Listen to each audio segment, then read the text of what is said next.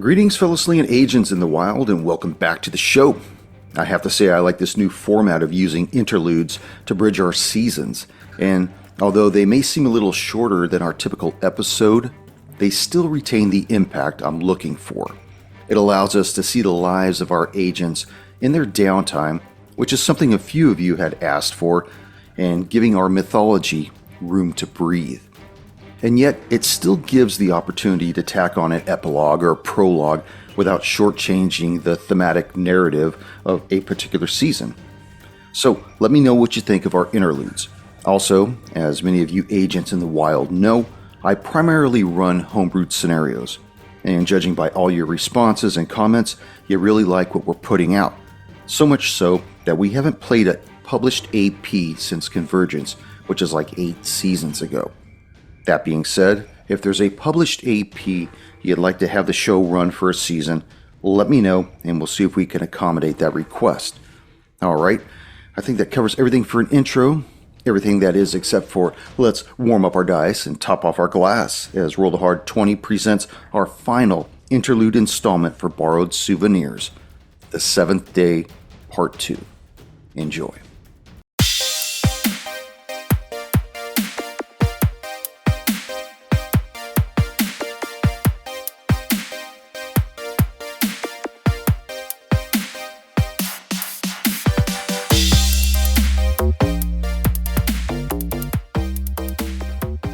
Always worried that I'm going to forget to press record. So, too funny. We started at 9:06 with Sammy, and now we're at 10:06 with you. So cool. Well, it's been a while there, brother. Yes, it has. It's been too long, in my opinion. I'm going to have to read us in, and then we're going to get started on this beauty. Greetings, fellow slingers. Welcome back to Roll the Hard 20. It is I, your trusted handler, Brian, with me, my hard slinger of your Tone Dog. Hey. The Seventh Day Interlude. Odesso, it's been 4 weeks since your time in Providence, Rhode Island. 4 weeks since dealing with Doran Dalka and all that transpired. Killing Celeste Kincaid. Killing Jules Kincaid. Killing Dalka. And then killing Dalka's offspring. But it wasn't without its damage. Nearly left you and each incapacitated. You remember watching Dalka's estate burn to a crisp. You remember seeing O'Rourke and his men try to salvage what they could and eventually leaving with a medical examiner. You eventually found your way back home. And for the most part, it's been a quiet month. Quiet in your own mind, trying to put this together, trying to think of what's been going on. And it was quiet until yesterday, when the mail came and delivered a sealed envelope with no return address. You left it closed and placed it on the desk in your office and pretended to ignore it all day long. Now tonight, just like every other night, you sit alone in your office, alone in your thoughts, bottle of Woodford on the desk, and you stare at your box of souvenirs. You glance at the sealed envelope sitting beside the box, and you wait. You're waiting for something, eager for the call you hope won't come and tell you where to go next. No respite, no rest, always moving forward, like a fire that's burning inside you. So, Paulie, tell me what you're thinking about. I'm thinking about if I'm in too deep, if I can handle this particular lifestyle anymore. Every day it's, instead of going to sleep and waking up refreshed, it's going to sleep wondering if I'm going to get a full night's rest or if something's going to happen in the middle of the night. Could be a phone call, could be somebody breaking in, could be anything.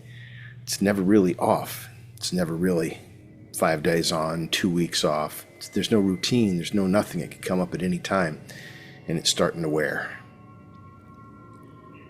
Take a pull off the bottle, neglecting even a glass at this point.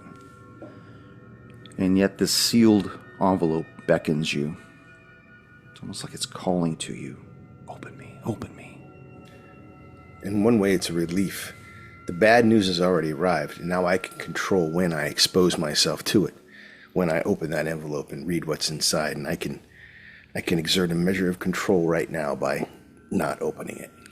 That's an impressive insight. That's something that I don't think I thought of when I put this together, that I just assumed you to grab the envelope and open it, but like to actually say that this is the one thing when dealing with agency and all this other shit that's gone on, that I actually have control over how this information is dispersed to me, at what time. I could choose it at this point, It's there. I can open it. Yeah. I can ignore it. I can continue to ignore it. It's the smallest and the only measure of control that I have. And yet this box with all these souvenirs is a testament that eventually, no matter what, you'll make the choice to do it anyways.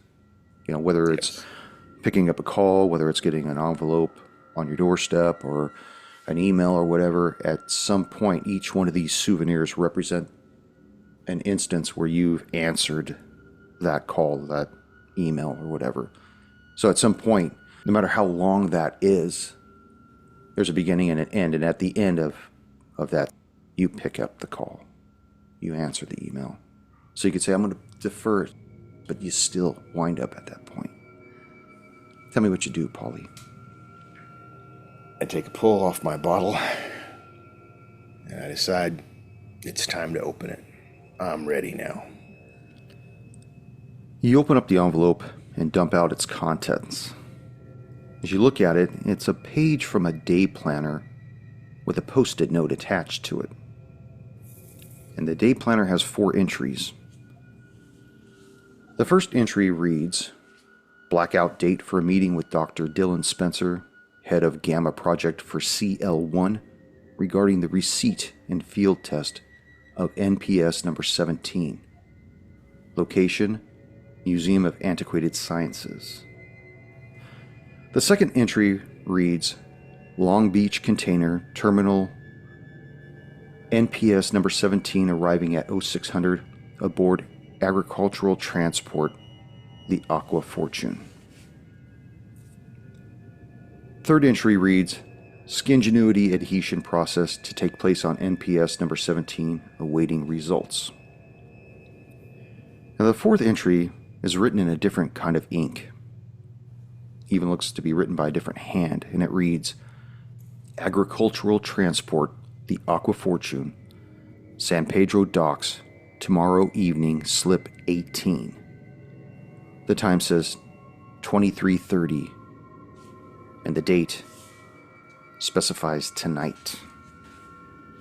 The post-it note, which is attached to this, appears to have been written by a hasty hand, and the writing says, The temporal field displacement device has been turned on again. Beware what you think you know.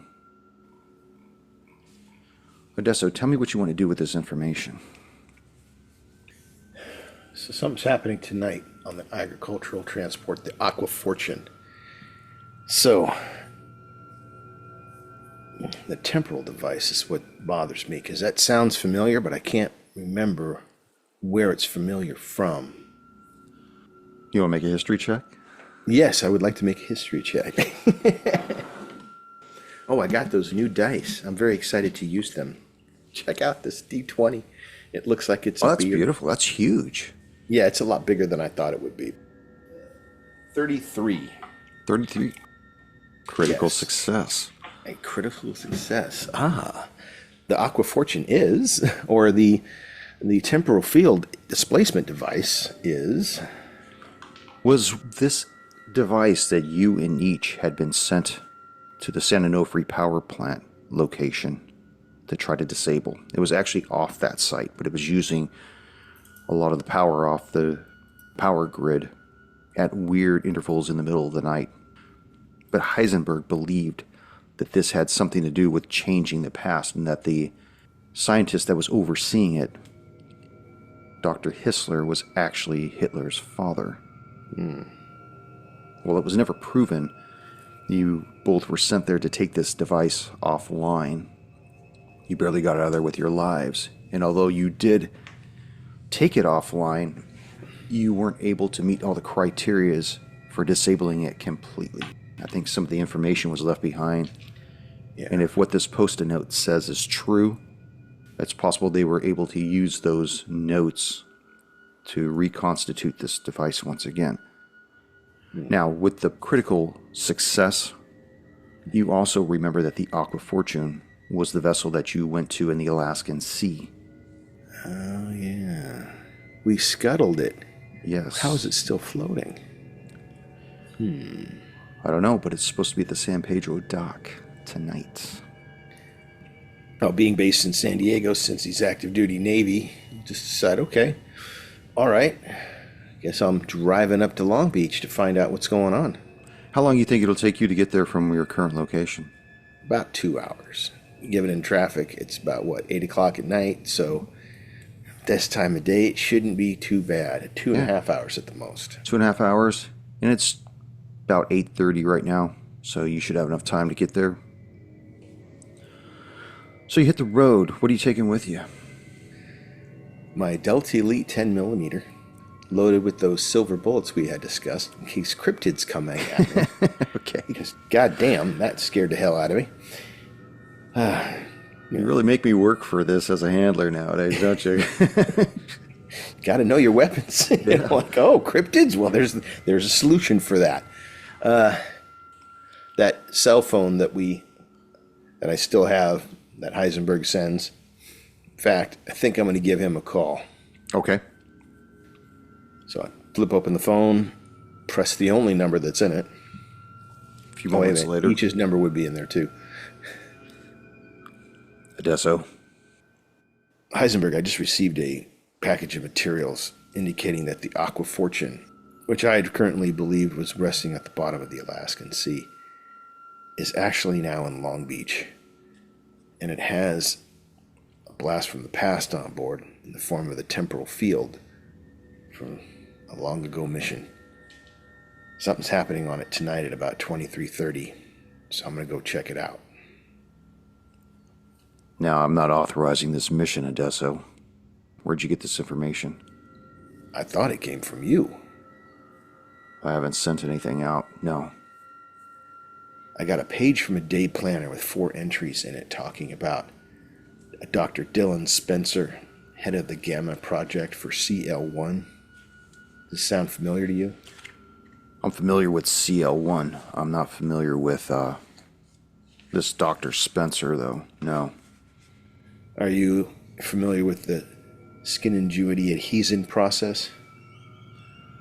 Skingenuity is something that's developed by a company called Ancestral Branches Incorporated, some kind of snake oil that they're trying to help people regrow or graft on skin that's been damaged.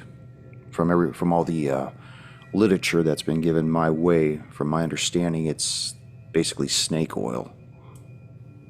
Got it. Have you been in touch with each? I have not. Okay, don't get in touch with him, though. I want to keep this compartmentalized. You think there's been a breach? No, I just have him doing something else, and I don't want any cross-contamination from what he knows and what you're being given as far as intel's concerned. I'll take a picture of this with the phone and send it to you. It was just this one page and a post-it note. The temporal displacement device is concerning. You remember how well that turned out, and the fact that the Aqua Fortune, that shouldn't be here. It shouldn't be anywhere. Well, it should be at the bottom of the Alaskan Sea. It shouldn't be. Yeah. That's, what is this, slip 18? Did you send him the picture? I'm going to send him, yes, okay. I'll send him the picture. Okay. He takes a moment, he looks at it, he's like, some of this doesn't make any sense. The post-it note just says the temporal field displacement device has been turned on again. I don't think it has any indication that it's aboard the Aqua Fortune, but why is the Aqua Fortune still seaworthy? That doesn't make any sense. I think that in and of itself is worth investigation. The two things may not be connected. Well, I've got each currently at doing something up in the City of Industry and Diamond Bar. So let him be. Are you gonna You planning on going to San Pedro by yourself? At this point, yes. I have nobody else to meet me. Okay. Well, just go there and observe. Don't get involved with anything. Not until you at least get back to me. And if I have to, I'll see if where O'Rourke is at. Maybe I could get him out there if he's local. Okay. That's a name I haven't heard in a while. I heard him last season. Been a while. All right. Well, let me do some digging on my end. Understood. I'll get back to you. Out. I take a closer look at the envelope that contained all this material. Did it arrive in the post, or was it just dropped on my doorstep? Amazon, UPS? It looks like it has a postal mark on there. Mm-hmm. From what city? Anaheim. Any return address? No. Any other distinguishing marks on it? Like the address was handwritten, or was it typed? It looks like it was handwritten. And when you compare the handwriting between that and the day planner, the fourth entry and the writing of the Post-it note look to be from the same hand. And it was sent to my home address. Yes. Paranoia is real. An unknown person's... What do I recognize the handwriting? You could roll a forensics check, but I mean, you'd have to have sampled a lot of people's. Is it anybody in particular you're thinking it could be from? Right, if it's somebody's handwriting I've come across. Okay. Like, if it's anybody I've known and, oh yeah, they send me something like, oh yeah, that looks like Bob's handwriting. Yeah, make a forensics like that. check on that. Okay, I rolled a 63. Yeah, it's hastily written, and you're just not sure if it's anybody you might have dealt with that might have written you something, or probably, it could be a love letter from 4th grade. Got it. Okay. Well, I'll get on the road then. Bring my trusty 10mm, my FBI credentials, pocket knife, flashlight, cell phone, darkish clothing so I don't stand out. And off we go. You hit the road. Just about 2 hours later, you arrive just after about 11:15, 11:20. Made a good time. Listen to Sammy Hagar the whole way. You navigate through the San Pedro docks, and you find yourself closing in on slip 18. Ironically, most of the lights at that end of the dock are dark. Got it. Not as though they're burned out, though, because there's just too many in that immediate area to have all failed at the same time. While the ones servicing other ships, they seem to be brightly lit. If we can go back for a second, for the 2 hours I was driving up there, do I figure out what NPS stands for? No, it's definitely an acronym for something, or an anagram. Mm-hmm. NPS. I mean, you could figure that maybe as you were going through the streets and driving along, kind of half paying attention, you're Googling it, and it's coming up as nothing. You just can't figure it out. Whatever it is, it doesn't, if there's somebody out there to, not private sector, nighttime predator serials and so whatever it is, nothing seems to make any sense. It's all discombobulated, at least nothing that would pertain to enough to go through all the cloak and dagger that got that day planner to you. Does a day planner look like it came from a larger page, or is it just like one of the little small pocket day planners? No, it looks like it probably came out of an 8x11 day planner. Okay. Like it was set on somebody's desk, not in somebody's pocket. Gotcha. Anything on the back, sides, margins, anything? No, and you can allude to the fact that this may have been the last page. Because there's nothing on the other side of it. Yeah. What month was it from? It doesn't have a month. It just has dates. All right, so it's got dates on it, but not from any particular month. No. So hopefully this is... since I've driven 2 hours, I'm hoping it's tonight, as in this date, this month. I mean, it could be. This could be last month. It could be next month. I don't know. We'll see what happens. Well, the date matches today. So, like, if it's the 21st in the planner. Today is the 21st. Got it. So, and then when it was sent to you, it would seem as though it would run concurrent with the sense of urgency that whoever gave it to you wanted to make sure that you got it by this date. Got it. And that leaves a whole nother set of questions unanswered. How do they know my address? How do they know who I am? If this didn't come from Heisberg, who did it come from? Well, since I'm at the end of the dock, and I don't see anything. Actually, you're not at the end of the dock. The dock is before you. You're in the parking lot. Beginning of the dock. Yes. Got it. You could see that there's crates that sporadically line the dock that lead to a lone vessel that's berthed at the far end of it. Got it. Can I get my car through the gate so I can drive down to the end of the dock? No, it's blocked off. Anybody at the gate? Give me a luck roll with that awesome new D20. Yeah. We'll see how it turns out. The first roll in a real game. Is it the hard 20? It is the hard 20. The hard 20. Okay, this is good. It's been broken in well. There's nobody at the gate at all. Okay.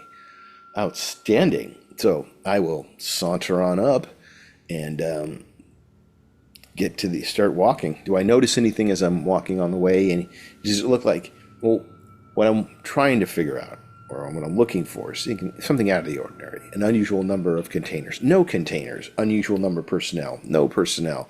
Support vehicles. Nothing.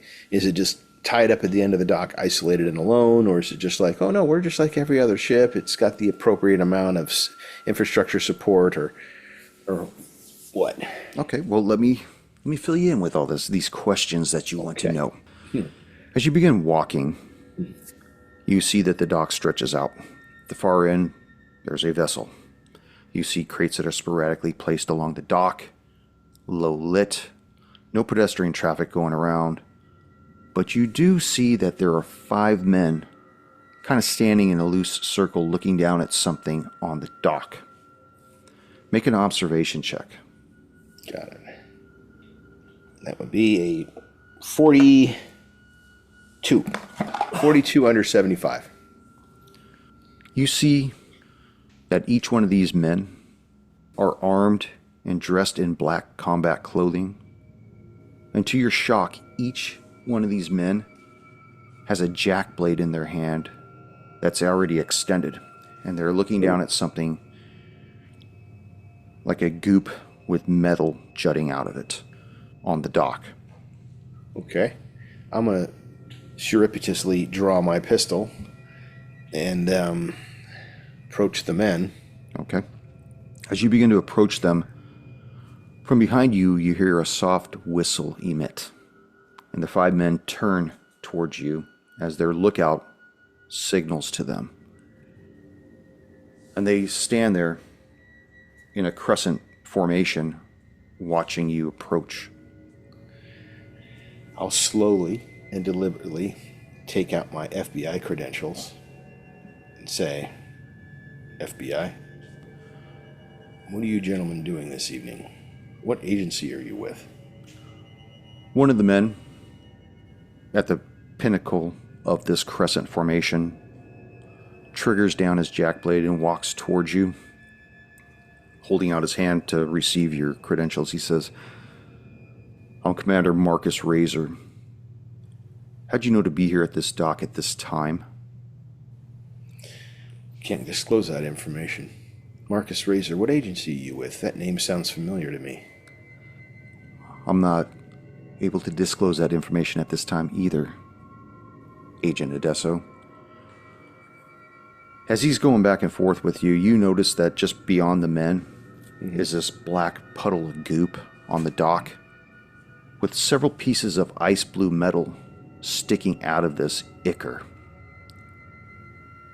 And it's ironic because these pieces of ice blue metal resemble a form of armor of sorts. You know, you see like a torso cage, you see forearm gauntlets, knee and shin gauntlets, and they elicit a memory of the same ice blue metal you found in the box back at the residence of Owen Kincaid. Remember when you saw that piece of metal. This Yeah. stuff looks similar to that, but there's more of it here. The commander kind of looks at you and like snaps his fingers. Up here, Agent.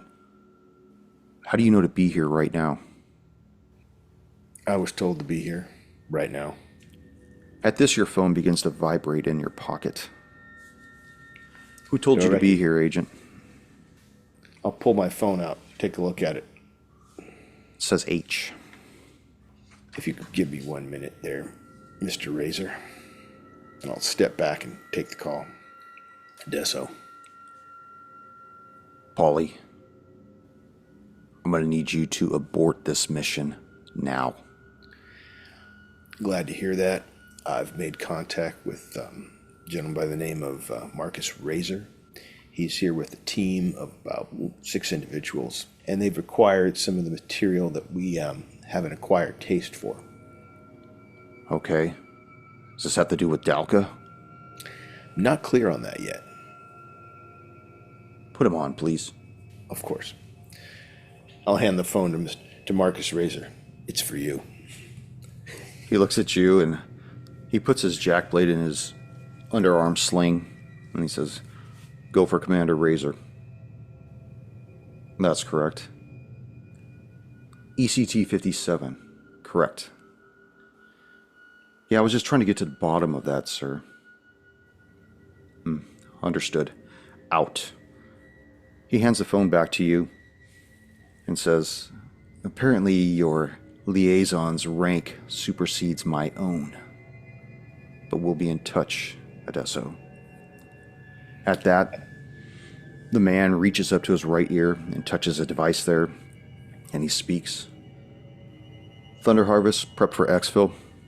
And immediately the water begins to bubble along the edge of the Aqua Fortune as you see a submersible rise up.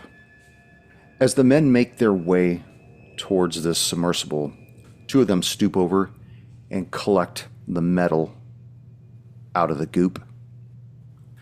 Then they all jump on board. Any way to talk to him before he gets on that submersible? Make a luck roll. My new D20. Of course.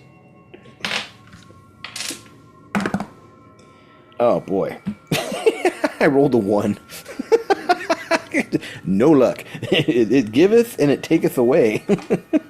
What would you have asked? I wanted to know if he had any knowledge about how the Aqua Fortune was floating, or if he could tell me anything about what that metal was. I was just going to try to talk to him. Just like, dude, all right, we're on the same agency. We're all on the same team. So why are you here? What are you doing? And how is that floating? Commander Razor, a question, please. How is the Aqua Fortune floating? How is it here, if you know?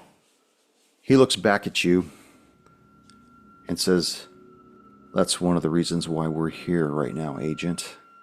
Unfortunately, whatever this was, wanted it just as bad as we did." And he's pointing to the black ichor that's kind of seeping and drying and starts to give off this real putrid smell, this sickly sweet smell. Got it. Until we meet again, I believe. Yeah, until we meet again. He jumps on board the submersible as it begins to submerge once again, and then the water goes still, leaving you on the dock, staring at the Aqua Fortune in a full moon overhead. And I'll see you next season. All right. So,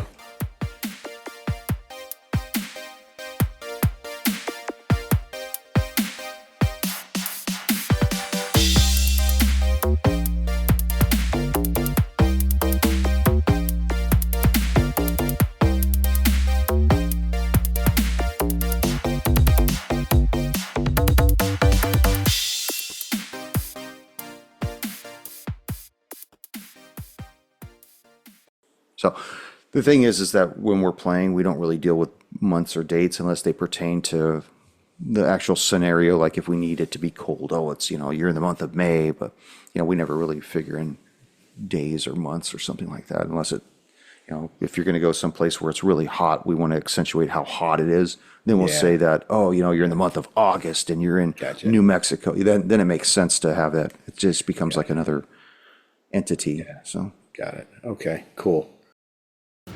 thank you for joining us once again on Roll the Hard 20 podcast. Remember, you can find us and subscribe to the show on Apple Podcasts, Google Podcasts, Spotify, Pandora Radio, iHeart Radio, Amazon Podcasts, and Audible.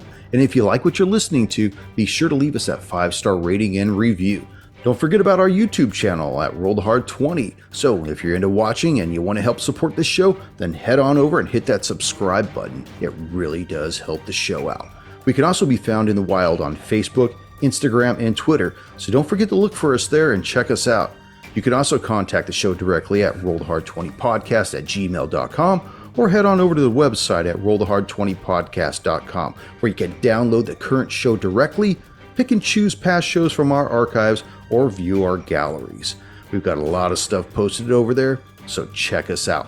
And finally, join us on our Patreon at patreon.com/rollthehard20podcast, where you can become a hard slinger and pick up swag. So until next time, keep your dice warm and your glass topped off as you roll those hard 20s.